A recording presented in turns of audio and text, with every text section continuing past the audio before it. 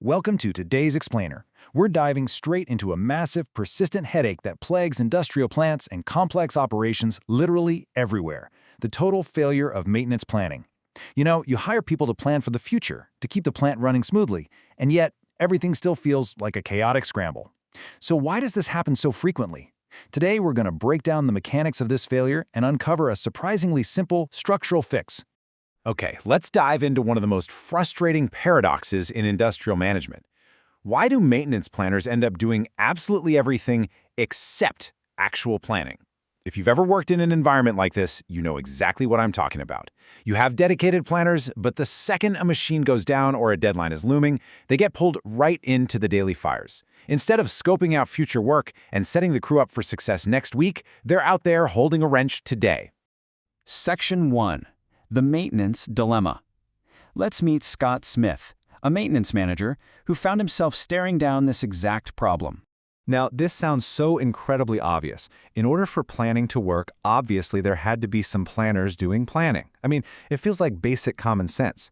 But Scott Smith came to this central realization because he looked around his plant and realized that this fundamental rule was being broken every single day. He had an entire system designed on paper to look ahead, but the actual people assigned to operate that system, they were completely consumed by the present.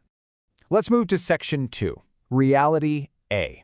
We'll call this the not this way approach, which explores what happens when planners remain under supervisor control. So let's walk through a specific incident Scott witnessed that perfectly captures the problem.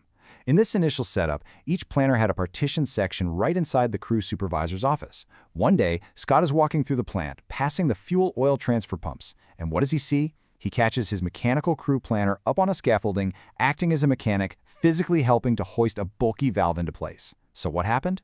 Well, the supervisor wanted the valve job finished that day, but the assigned mechanic was struggling with the bulky valve all by himself. So the supervisor simply ordered his planner out of the office and onto the scaffolding to get it done.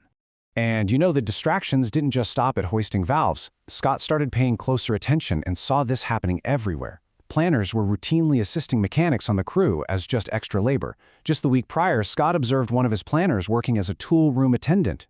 Why? Well, because the tool room supervisor was suddenly short-handed that day, so he just borrowed a planner from one of the crews. The planners were essentially functioning as a highly paid on-call reserve labor pool for literally whatever crisis popped up. This really illustrates the uncomfortable trend Scott finally managed to quantify. At least 50% of the time, when Scott saw a planner out in the plant, that planner was just working as an extra crew member. Half their time, just gone. Completely vanished into the daily grind. And the real so what here is the painful consequence of that 50-50 split. Because planners weren't planning, the crews spent the vast majority of their labor hours reacting to unplanned work. They were perpetually flying by the seat of their pants, because the very people supposed to be paving the road ahead of them were just too busy filling potholes from yesterday. The entire plant was stuck in this reactive, inefficient loop.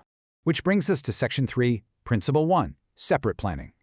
Scott realized pretty quickly he couldn't just ask his supervisors nicely to stop using planners as mechanics.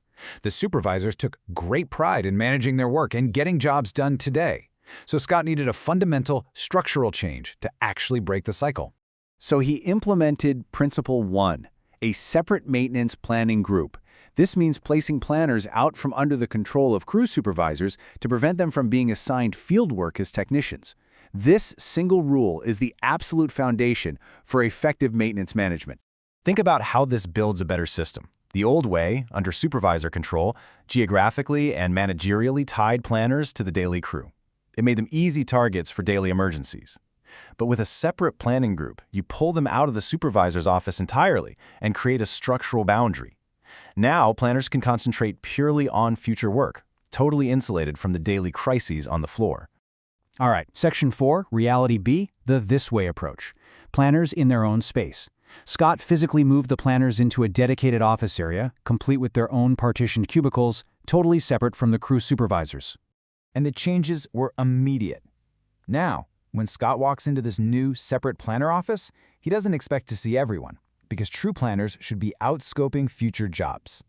But the ones who are actually at their desks, they're attaching crucial plan information to upcoming work orders. They're digging through files to find specific equipment information. They are highly focused on preparation, not reacting to a missing wrench on the plant floor. Remember that bulky fuel oil transfer valve job from earlier? Well, Scott walked past that exact same type of job under the new system. But this time, two mechanics were smoothly hoisting the valve into place. Why the difference? Because the planner had prepared a job plan that provided the exact weight of the valve in advance.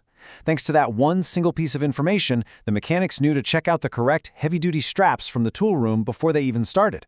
On top of that, the planner advised the supervisor ahead of time that the job required 2 people due to its bulkiness. Nobody was scrambling. No planner had to jump on a scaffolding. The job was expedited smoothly because it was actually planned. As Scott continued his walk across the pump yard, he spotted one of his planners carrying a clipboard. This planner wasn't turning a wrench. Instead, they had just finished scoping 3 future jobs at the powerhouse and were currently en route to the chemical waste treatment system to scope 4 more work orders. That's 7 future jobs meticulously prepared for, entirely because this planner was protected from the daily grind. But here's the absolute kicker. A system is really only as strong as the management enforcing it. The temptation for supervisors to grab a planner never truly goes away.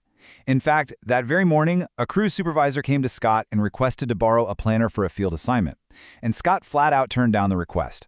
Instead, he advised the supervisor that they would just have to extend the schedule for that specific work order. Management absolutely must actively protect that separation boundary, even if it means a slight delay on a current job, to preserve the efficiency of all future jobs. Section 5, the bottom line. Protecting the future of your operations requires strict boundaries today. The crucial point to take away from this explainer is simple. A separation arrangement is not just some nice organizational perk, it's a vital operational shield. It's really the only way to allow planners to actually concentrate on planning future work. If you mix them in with the executors of the work, the future gets swallowed by the present, every single time. I want to leave you with this final, incredibly perceptive thought from our source material. The temptation to use planners as field technicians on current jobs is usually too strong to allow the planners time to do helpful planning for future work.